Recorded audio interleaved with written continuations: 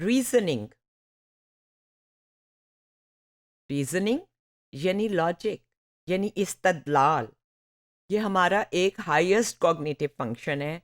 हमारे जहन का एक बहुत आला दर्जे का एक प्रोसेस है। रीजनिंग एक कॉग्निटिव प्रोसेस है। इसके जरिए हम नताइज निकालते हैं, वी ड्रॉ कंक्लूजन।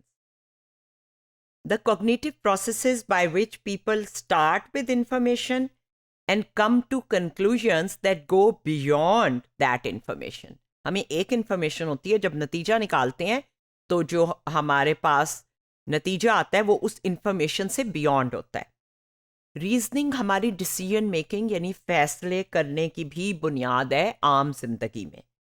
हम पढ़ाई के, करियर के, जॉब के, रिश्तों के हवालों से, हेल्थ प्रैक्टिसेस के हवाले से, मॉनेटरी डिसीजंस, पैसे, उसकी इन्वेस्टमेंट, उसके हवाले से, और इवन नेक कामों के हवाले से हम जो फैसले करते हैं उसके पीछे ये नतीजा अखज़ करना, इस्तदलाल करना और रीजनिंग की प्रोसेस होता है।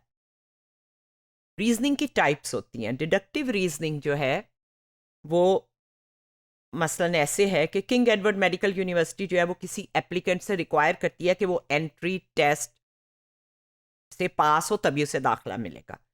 उस्मान KEMU में पढ़ रहा है, उस्मान ने ज़रूर टेस्ट पास किया होगा। ये है जनरल नॉलेज से आप एक स्पेसिफिक नतीजा निकालते हैं। अरिस्टोटल यानी अरस्तु ने को कहा जाता है कि वो he was father of the deductive reasoning. उसने एक कॉन्सेप्ट था डिडक्टिव रीजनिंग का जिसे सिलोजिज्म कहते हैं, उसे इंट्रोड्यूस किया। सिलोजिज्म में दो स्टेटमेंट्स होती हैं जिन्हें प्रेमिसेस कहते हैं, और उसके बाद एक थर्ड स्टेटमेंट होती है जिसे हम कंक्लूजन कहते हैं। सिलोजिज्म पहला, premise one, all birds are animals, all animals eat food, conclusion therefore all birds eat food. ये एक सिलोजिज्म है। दूसरा देखें, all birds are animals, all ARB, all animals have 4 legs, all B are C, all birds have 4 legs, all A are C.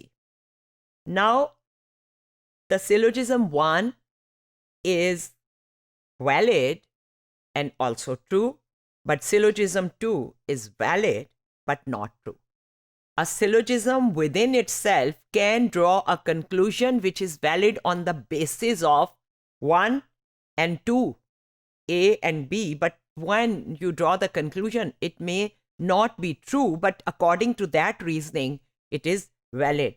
So maybe if we say it is wrong that all animals have 4 legs, not all animals have 4 legs, but because we are saying they have 4 legs, तो conclusion तो बिल्कुल ठीक है, valid है, लेकिन reality के हिसाब से true नहीं है।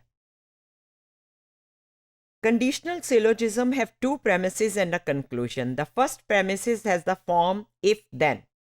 This kind of deductive reasoning is common in everyday life. Syllogism 1, affirming the antecedent. Second premise, if Q, I studied. Conclusion, therefore, I will get a good grade. Is it valid? It was judged in an experiment and 97% of people said that yes, it is valid. Now, look at the last one, syllogism 4, denying the antecedent. Not P. If P, then Q. So, not P means I did not study. Conclusion, therefore, I didn't get a good grade. Is it valid? No. Was it judged correctly in the experiment? Only 40% judged correctly. Why is that?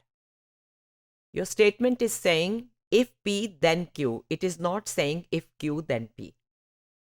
It's not saying if I did not study, I will not pass. It's only saying if you study, you pass. So that is how reasoning can falter. This is the famous Vezan 4-card problem. The rule is each card has a letter on one side and a number on the other side.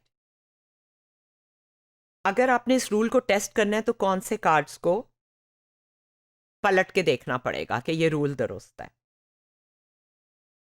Rule है if there is a vowel on one side then there is an even number on the other side. बताएं किसको लाना पड़ेगा? If vowel then even number. The key to solving the card problem is to aware of the falsification principle. To test a rule, it is necessary to look for solutions that would falsify the rule. जब ये तजर्बे में किया गया तो सिर्फ 4% people came up with correct answer. 1 second, 2 second, 3 second सोच लें। The solution is you need to turn 2 cards. एक वॉवल और दूसरा वो जो कि आपके रूल को फॉल्सिफाई करे। तो इसमें इवन नंबर कौन सा है? 4। और इसमें फॉल्सिफाई करने के लिए कौन सा है? 7। तो अगर आप 7 के दूसरी तरफ वॉवल ना हुआ तो आपका रूल वायलेट होगा। तो ये इसकी असल में करेक्ट सोल्यूशन है और आपको प्रॉब्लम सॉल्विंग के प्रोसेस के बारे में बताती है। इसी प्रॉब्लम का एक वर्जन है कॉलरा वर्जन, जिसको परमिशन स्कीमा भी कहते हैं। एयरपोर्ट पे आपको एंटर होने की इजाज़त है if the injections you have had has cholera in the list. इसमें भी आपको 2 उठाने होंगे। अगर आप एंटर हो रहे हैं तो आपने कॉलरा लगवाया होगा, यानी हैज़े का टीका लगवाया होगा, लेकिन इसके लिए आपको एक फॉल्सिफाई करने के लिए भी उठाना होगा। और वो कौन सा होगा? Last one, typhoid and hepatitis. अगर इसके पीछे एंटरिंग लिखा हुआ है तो आपका रूल फॉल्सिफाई हो जाएगा और इसके पीछे आपका रूल प्रूव होगा और यहां से फॉल्सिफाई होगा। That is the way problem solving experiments are studied to see our reasoning.